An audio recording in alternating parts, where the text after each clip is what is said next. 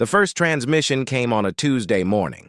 Every screen on Earth flickered at the same moment. Every phone, every television, every digital billboard displayed the same image.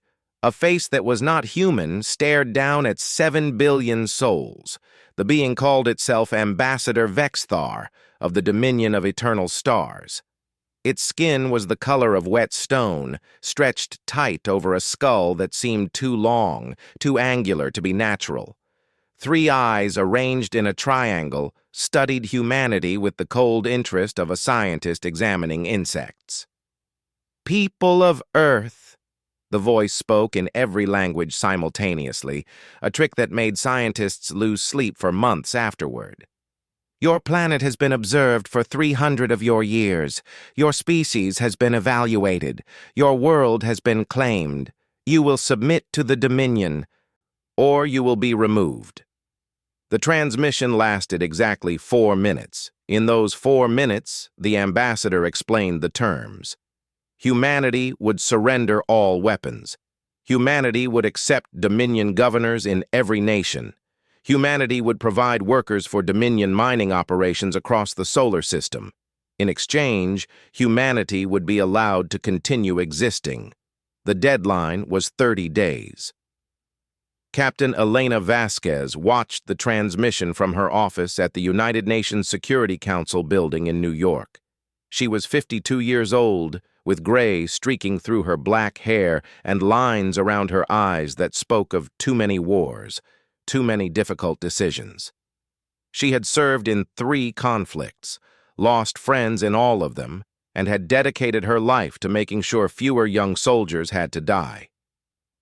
Now she stared at an alien face and felt something she had not felt in decades. Fear. Real fear. The kind that settled in your bones and made your hands shake. The emergency session began within the hour. World leaders appeared on screens, their faces pale, their voices uncertain. The Russian president spoke of immediate surrender. The Chinese premier demanded more information. The American president, a woman named Sarah Chen, who had been in office for only 8 months, sat quietly and listened. Elena watched them argue. She watched them panic. She watched powerful men and women who had commanded armies and shaped history reduced to frightened children facing something they could not understand. "We have 30 days, the British Prime Minister said, his voice cracking. 30 days to decide the fate of our species. What choice do we really have? We cannot fight them. We have no weapons that could touch their ships. We do not even know where their ships are," added the Indian Prime Minister. "Our satellites have detected nothing.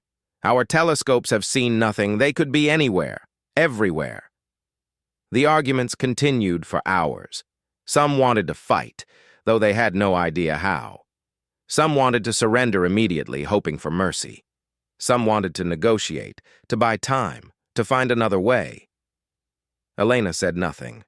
She listened, and she thought. And she remembered something her grandmother had told her when she was a little girl growing up in Mexico City. "Mija," her grandmother had said, "there are 2 kinds of people in this world. Those who kneel when someone tells them to kneel, and those who would rather die standing. You must decide which kind you want to be."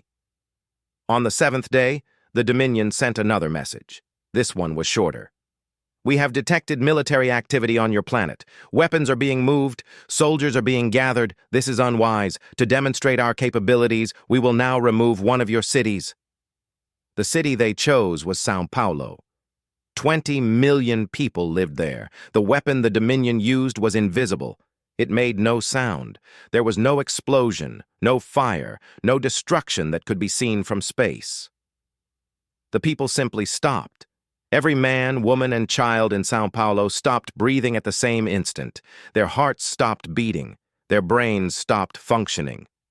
20 million lives ended in less than a second, and their bodies remained standing, sitting, lying exactly where they had been. The world watched in horror as footage emerged. Cars frozen in traffic, their drivers slumped over wheels, children motionless on playgrounds, families gathered around dinner tables, food still warm on their plates, everyone dead. The Dominion's message continued. This is the smallest weapon in our arsenal. You have 23 days remaining. We suggest you use this time wisely. President Chen called Elena that night. The president's eyes were red from crying. Her hands trembled as she held her coffee cup, but her voice was steady when she spoke. Captain Vasquez, I have read your file, every word of it. I know what you did in the Syrian conflict. I know about the impossible situations you faced and the impossible decisions you made. I know you were the one who found a way when everyone else said there was no way. Elena nodded slowly. Madam President, I am a soldier. I follow orders. But I must tell you honestly, I do not know how to fight an enemy we cannot see with weapons we do not understand. I am not asking you to fight them, Chen said. Not yet. I am asking you to lead a team. The best minds on Earth, Captain. Scientists, strategists, engineers, philosophers, anyone who might have an idea, no matter how crazy it sounds. I want you to find our options. And if there are no options? President Chen looked at her for a long moment. Then we make some. Humanity has faced extinction before, Captain. Ice ages, plagues, wars that could have ended everything. We are still here. I refuse to believe that our story ends with us, kneeling to creatures who see us as insects. Elena accepted the assignment. Within 48 hours, she had assembled a team of 300 specialists from every nation on Earth. They gathered in an underground facility in Switzerland, far from any population center, and they began to work. Dr. Yuki Tanaka was the first to offer a theory. She was a physicist from Japan, young and brilliant, with the kind of mind that saw patterns where others saw chaos. The weapon they used on Sao Paulo, she said, projecting images on a screen. It was not random. It was precise. It targeted only humans. Animals survived. Plants survived. The weapon knew exactly what it was looking for. Biological targeting, Elena said. They can kill us without touching anything else. Yes. But that tells us something important. Yuki pointed to a graph on the screen. To target human biology so precisely, they must have studied us extensively. They must have samples of human DNA, probably obtained over many years of observation. And they must have technology that can read biological signatures from a great distance. An American engineer named Marcus Webb spoke up. So they know everything about us, our biology, our technology, our military capabilities. What does that give us? It seems like it just confirms how badly we are outmatched. It gives us one advantage, Yuki said. They know what we are, but they do not know what we can become. They do not know what we might do when we are desperate. Elena leaned forward. Explain. The Dominion has conquered thousands of species across the galaxy. That is what their transmission implied. They have a process, a system. They arrive, they demonstrate power, they demand submission, and species submit. It works because it has always worked. But what happens when it does not work? What happens when a species does something unexpected? Marcus shook his head. We cannot do anything unexpected. We do not have ships. We do not have weapons that can touch them. We do not even know where they are. We do not need to touch them, Yuki said. We need to change the equation. We need to make conquering us more expensive than leaving us alone. The room fell silent.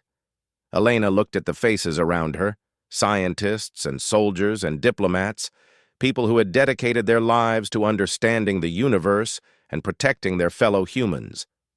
They were afraid. Of course they were afraid.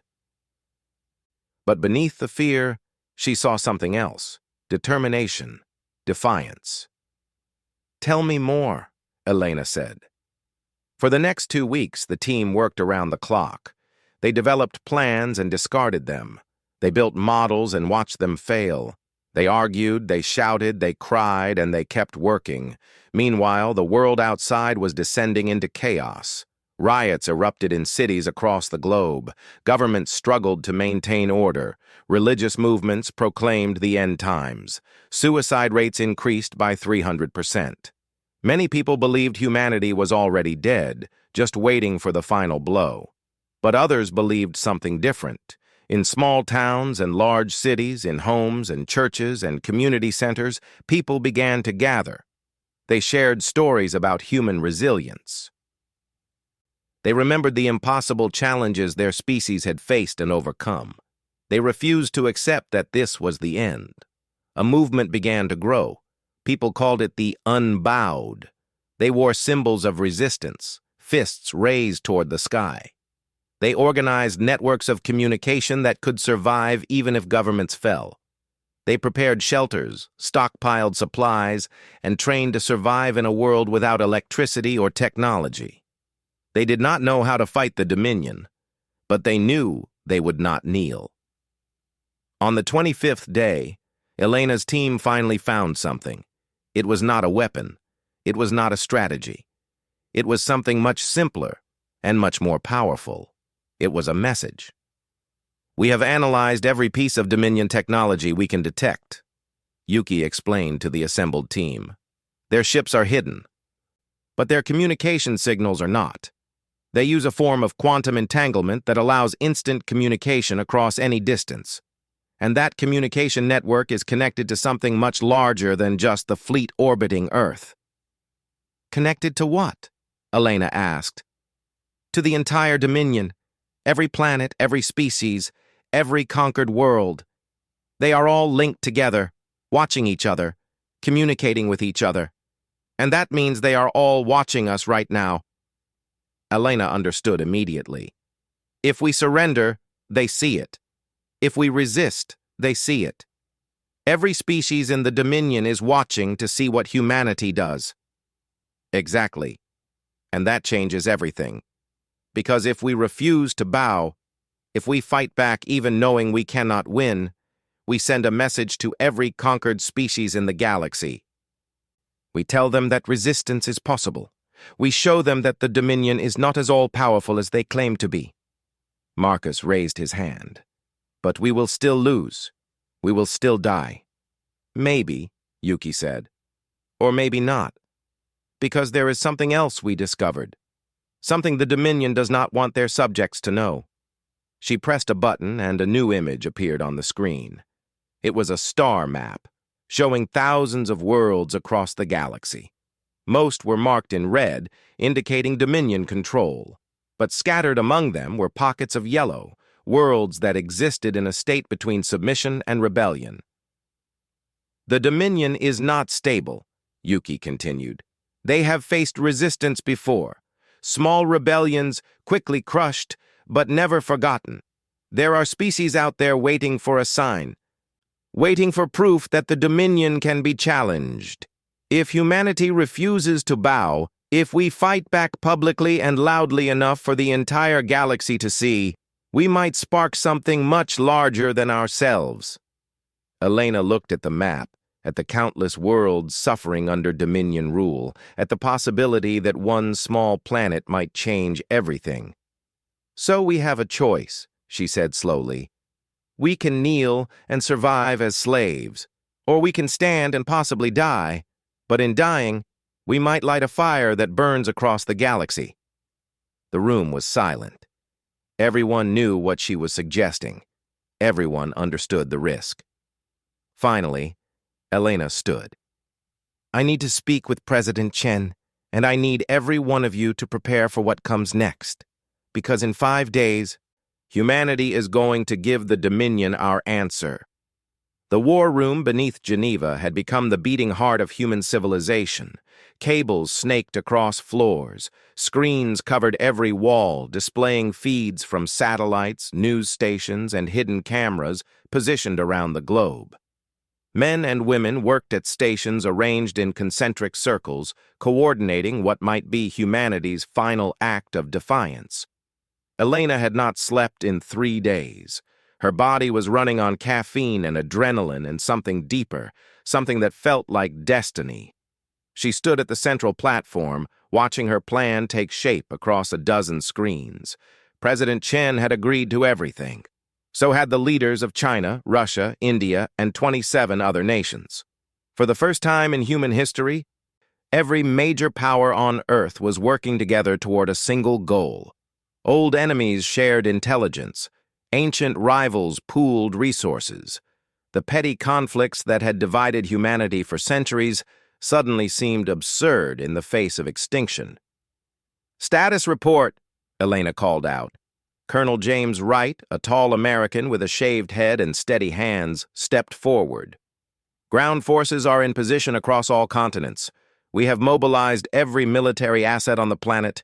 Air forces are standing by. Naval vessels are deployed. Every soldier who can hold a weapon is ready to fight." "They will not be fighting the Dominion directly," Elena reminded him. "We discussed this." "Understood, Captain. Their role is to maintain order and protect civilian populations during whatever comes next." But they needed to feel like they were doing something, like they were part of this. Elena nodded. She understood. Humans needed purpose, especially when facing the impossible. Even if victory was unlikely, the act of resistance gave meaning to their final days. Dr. Tanaka appeared at Elena's side, a tablet clutched in her hands. "The broadcast system is ready. We have linked every transmitter on Earth to a single network. When we send our message, it will override every channel, every frequency. The Dominion will hear it. More importantly, every species connected to their communication network will hear it too. How long will we have before they can cut us off?" "Based on our analysis of their technology, approximately 17 minutes. After that, they will adapt their systems to block our signal." 17 minutes to change the galaxy. Elena had given speeches before, commanded troops, made decisions that determined life and death. But this was different. This was speaking not just to humanity, but to countless alien species she would never meet, species who lived under Dominion rule and had forgotten what freedom felt like. "The message is ready?" she asked. Yuki handed her a printed sheet of paper. "We kept it simple, plain language, no poetry, no politics, just truth." Elena read the words silently. They were perfect. They said everything that needed to be said. The countdown began. 28 hours until the Dominion deadline. 28 hours until humanity was expected to kneel or face annihilation. During those final hours, something remarkable happened. People around the world gathered in public spaces. They held hands with strangers. They sang songs that had been written centuries ago about freedom and defiance. They told their children stories about human history, about every time their species had faced darkness and emerged into light.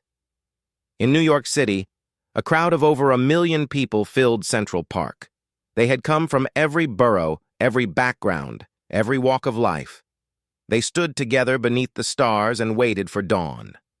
In Beijing, factory workers and business executives marched side by side through streets normally reserved for official parades. They carried signs that displayed a single word in Mandarin: unbowed. In Lagos, musicians played through the night while people danced. They celebrated not because they believed they would survive, but because they wanted their final hours to be filled with joy rather than fear. In Moscow, veterans of a dozen conflicts gathered at the tomb of the unknown soldier. They stood in silent vigil, their medals gleaming in the cold moonlight, honoring those who had died defending their homeland.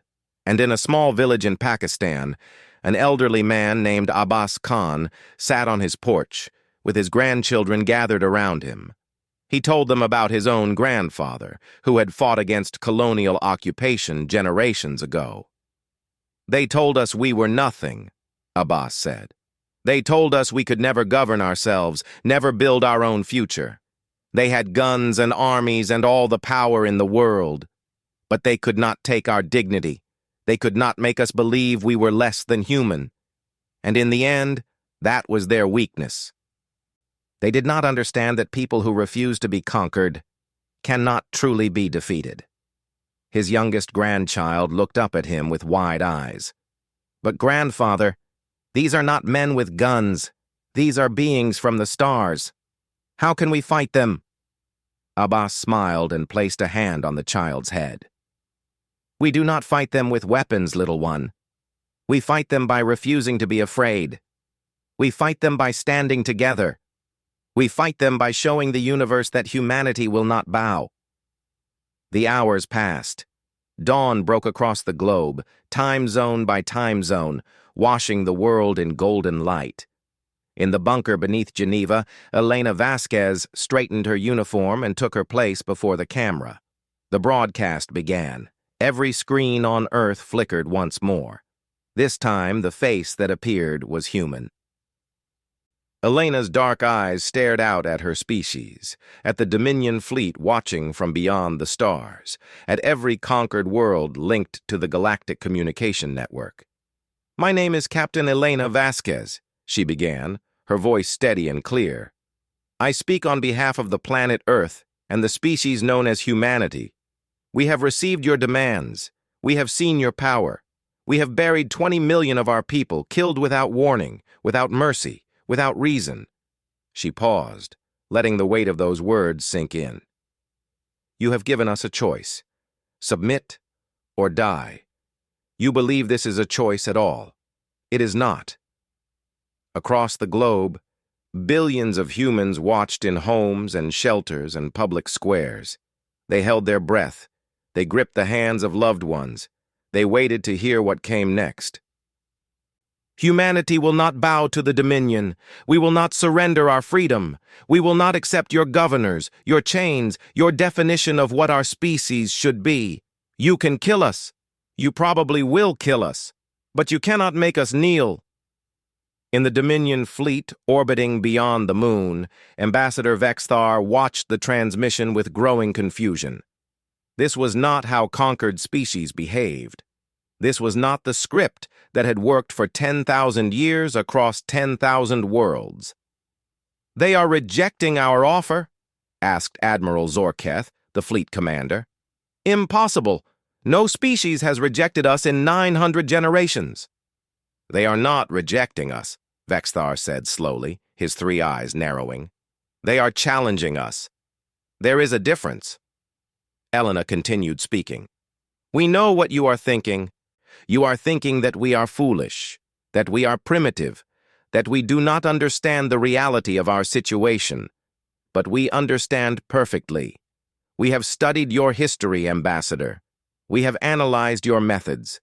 We know that you have conquered thousands of species, and not one of them has ever successfully resisted." She leaned forward, and something fierce blazed in her eyes. "Until now. Because there is something you do not understand about humanity. We have been fighting each other for 10,000 years. We have faced ice ages and plagues and disasters that should have ended us. We have built civilizations and watched them fall and built new ones from the ashes. We are not a species that surrenders. We are not a species that bows. We are the species that survives." The transmission was being heard across the galaxy now. On worlds far from Earth, alien species paused in their labor and listened.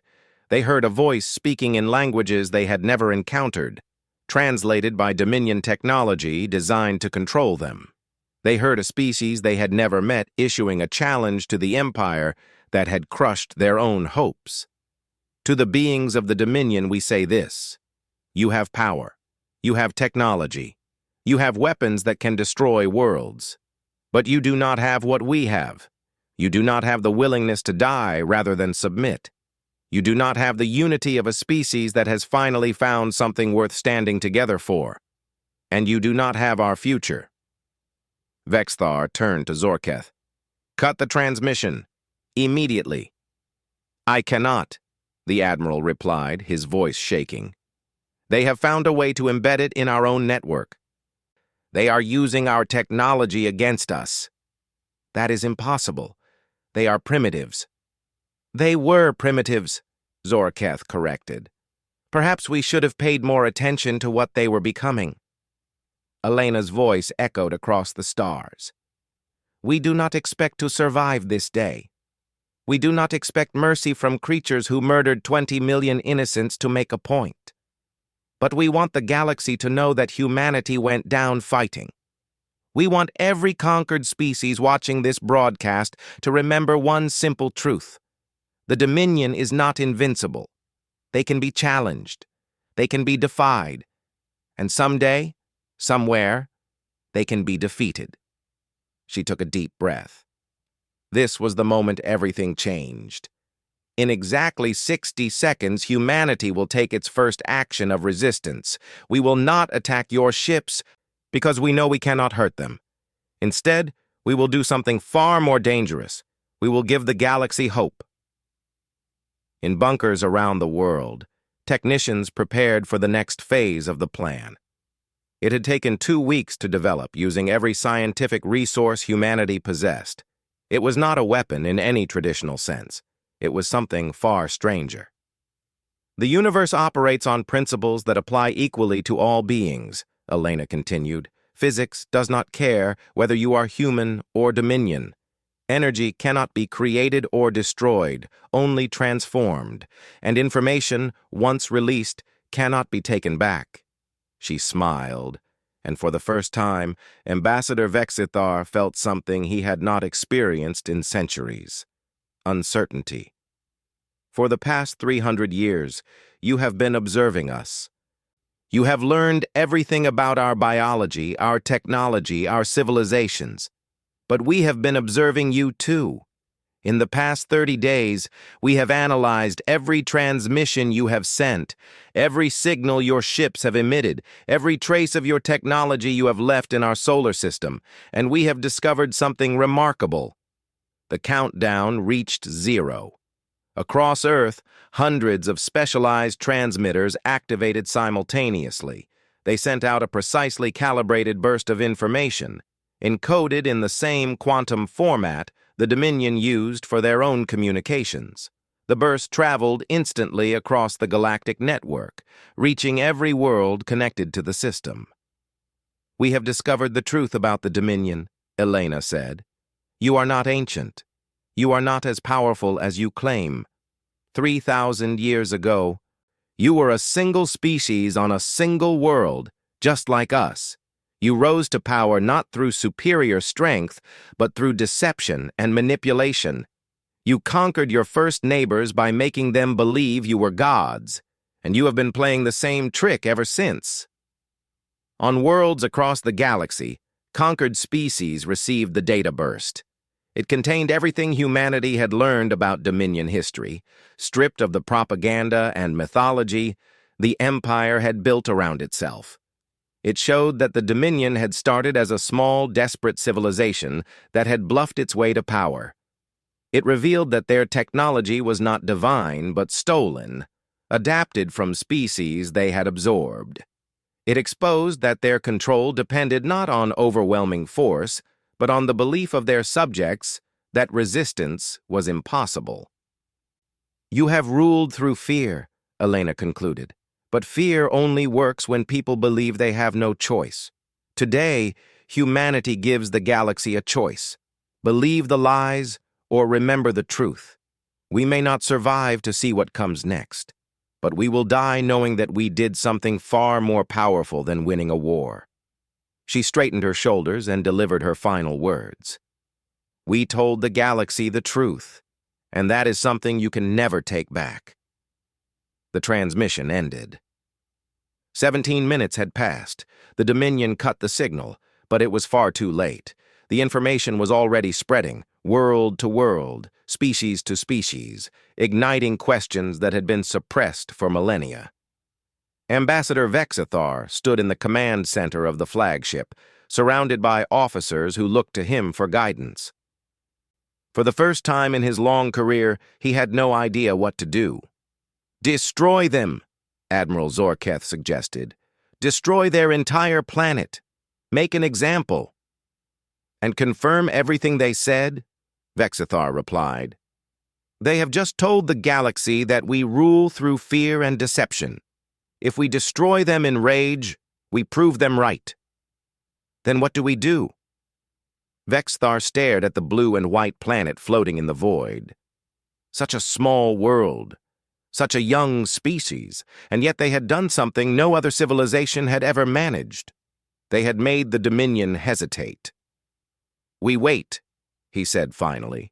"We observe, and we see what happens next." In the bunker beneath Geneva, Elena Vasquez allowed herself a single moment of relief. They had done it. They had sent their message.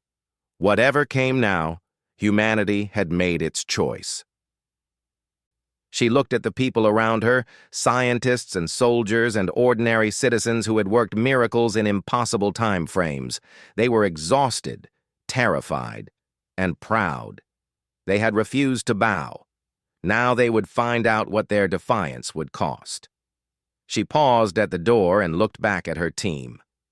"We are going to refuse to bow."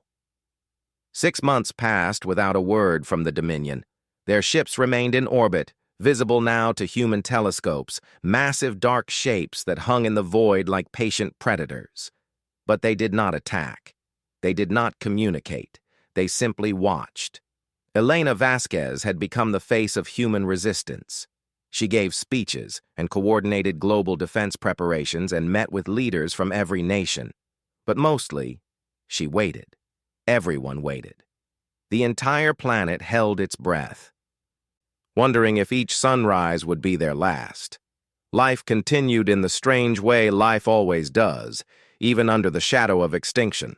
Children went to school, farmers planted crops, musicians wrote songs about hope and defiance. A baby boom began 9 months after the broadcast, as if humanity was determined to prove its faith in tomorrow. The world had changed in ways both visible and subtle. Borders meant less than they once had. Old hatreds faded into the background. When you faced annihilation together, it became harder to remember why you had ever fought each other. The flag of the unbowed, a simple black banner with a raised fist, flew alongside national flags on buildings around the world. Dr. Yuki Tanaka spent those months monitoring Dominion communication networks. Her team had maintained their connection to the quantum channels, hidden within the system like parasites the Empire could not locate. What they heard changed everything. She burst into Elena's office on a rainy afternoon in November, her face flushed with excitement. "It is working," Yuki announced, breathless. "Captain, it is actually working." Elena looked up from the reports she had been studying. "What is working?" "The rebellion. The information we broadcast. It is spreading faster than we imagined possible." Yuki pulled up displays on Elena's screen, showing data streams and translated transcripts. Species that have been silent for centuries are beginning to speak. Questions are being asked on worlds that had forgotten how to question. The Dominion is facing resistance on 17 planets. Elena stared at the data, not quite believing what she was seeing. 17 planets? And the number grows every day.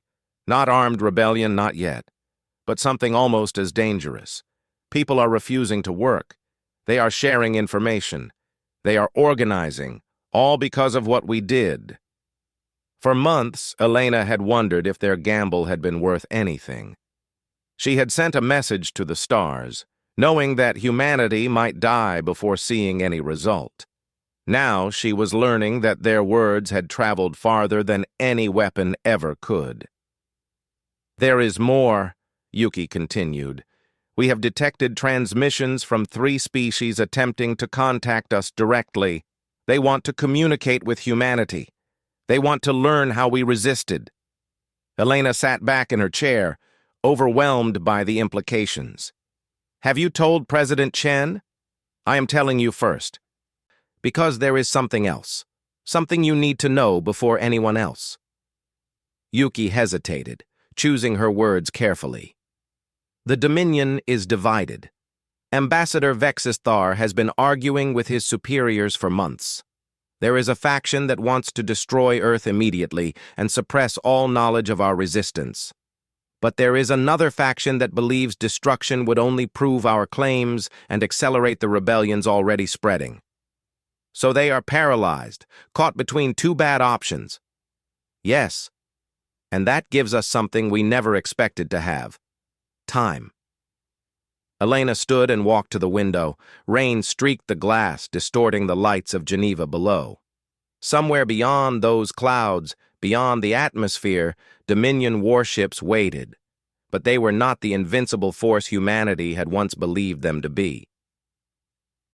"What do we do with this time?" she asked quietly. Yuki joined her at the window. "We build, we prepare, we reach out to the species trying to contact us and form connections. We show the galaxy that humanity was not just lucky. We show them that defiance can become something greater." The first alien vessel to reach Earth arrived 3 weeks later. It was not a Dominion ship. It was small and crude by galactic standards, held together with salvaged parts and desperate engineering. It had traveled for months through hidden routes, avoiding Dominion patrols, carrying a crew of 12 beings who called themselves the Vexnar. They were tall and thin, with skin like burnished copper and eyes that saw in frequencies humans could not perceive. Their species had been conquered 800 years ago. For all that time, they had served the Dominion as laborers and technicians, their own culture suppressed, their own history erased, until they heard Elena's broadcast. Their leader was named Talren. She stood in the United Nations General Assembly Hall and addressed the gathered representatives of humanity with words that were translated through devices her people had built from stolen technology. "We have come to tell you that you were right," Talren said. "Everything you suspected about the Dominion was true. They are not gods. They are not invincible. They are simply a species that learned how to make others believe in their power. And you have shown us that belief can be broken." She paused, her copper face reflecting the lights of the chamber. "When we heard your message, we expected to learn that your planet had been destroyed. Instead, we learned that the Dominion had done nothing. They hesitated, they debated, they showed weakness. That hesitation told us more than any words could have. It told us that you had hurt them in a way no weapon ever could." Representatives from every nation listened in stunned silence. For the first time, humanity was hearing from someone who had lived under Dominion rule, someone who understood what the Empire truly was. "We are not warriors," Talren continued. "We do not bring weapons or fleets, but we bring something more valuable. We bring knowledge. We bring connections to other species who are ready to resist. And we bring hope." She bowed her head in a gesture that conveyed respect across species barriers. "On behalf of the Vexnar and the 17 worlds that have begun to question Dominion rule, I offer humanity something that has not existed in this galaxy for 3,000 years. An alliance, a partnership, the beginning of something new." The General Assembly erupted in applause. Elena watched from the observation gallery, tears streaming down her face. 6 months ago, she had expected to die. She had expected humanity to be erased from existence. Instead, they had become the spark that ignited a fire. But sparks can be extinguished, and the Dominion was not finished with Earth. The attack came without warning on a clear January morning. Not the annihilation strike that many had feared, but something more surgical. Dominion forces descended on the bunker beneath Geneva, appearing out of nowhere, bypassing every defense humanity had built. Elena was in her office when the walls shook and the lights flickered. Armed figures in dark armor appeared in the corridors, weapons raised, moving with terrible precision. They did not kill everyone they encountered. They were looking for specific targets. They were looking for her. Colonel Wright found her first, grabbing her arm and pulling her toward a concealed exit. "They are here for the leadership. We need to get you out." "Get the Vexnar delegation to safety first," Elena ordered. "They are more important than any of us."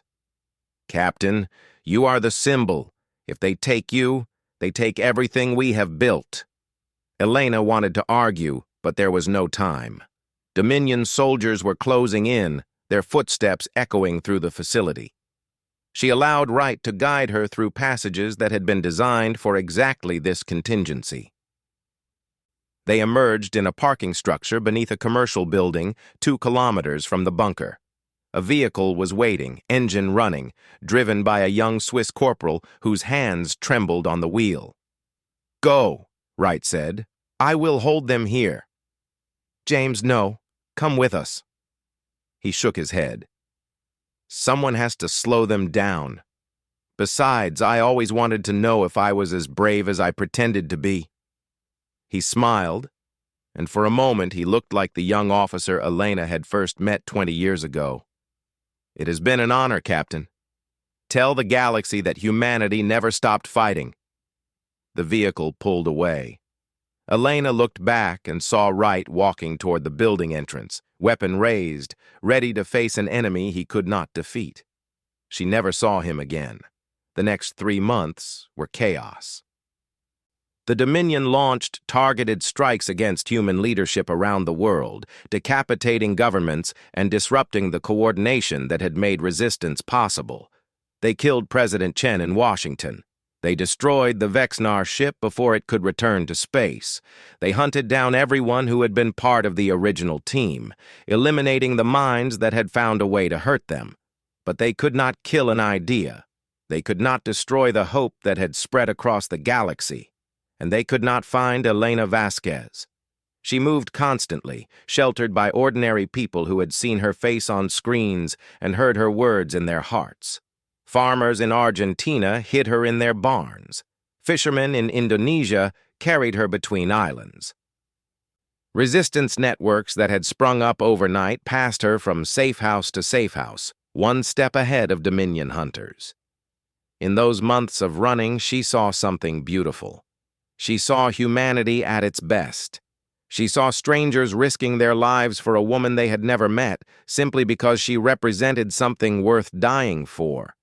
She saw communities that had nothing sharing what little they had. She saw the defiance she had called for becoming reality.